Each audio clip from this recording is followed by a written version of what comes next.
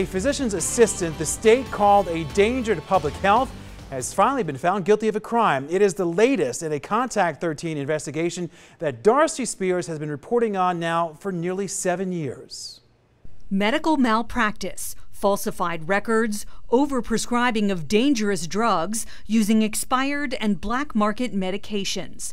Those are just some of the charges physician assistant Angela Lorenzo has faced since 2012 from the state medical and pharmacy boards. You know, for 7 years almost.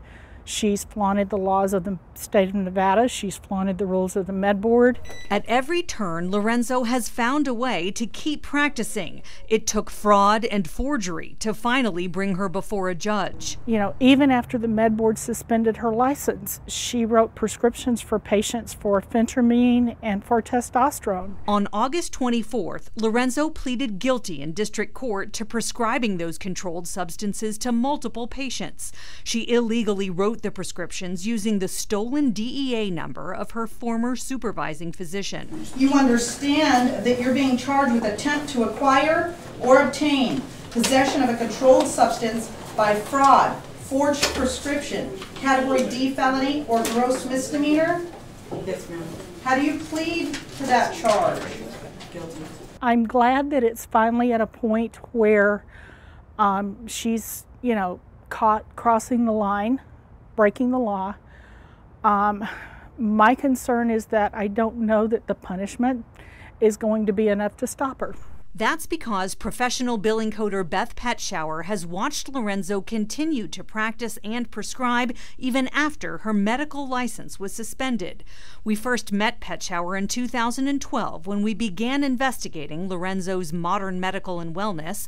Petschauer was hired at the time to audit the practice's records. Found some things that were extremely questionable. Major red flags caused her and several other employees to blow the whistle to the state.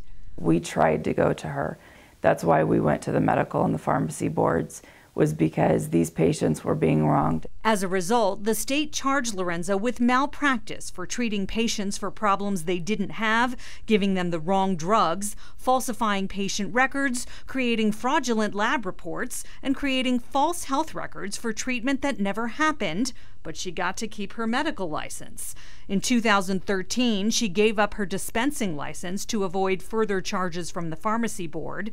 In 2015, the state of California revoked her medical license. It was suspended in Nevada, but she got it back. And in 2016, one of her patients died from a toxic amount of medication Lorenzo had prescribed. I would say she was like a drug dealer. Whatever you wanted, she would give you for a fee. The State Board of Medical Examiners eventually suspended Lorenzo's medical license after finding she posed an imminent risk of harm to the health, safety, and welfare of the public.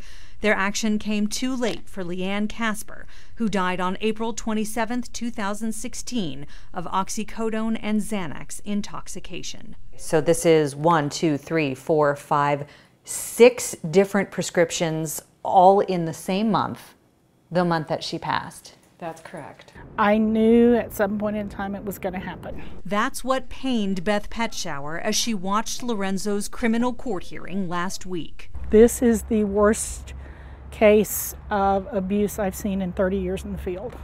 On September 7th, the state medical board will decide whether to permanently revoke Lorenzo's license. That's a separate action from the criminal case, which is set for sentencing in December.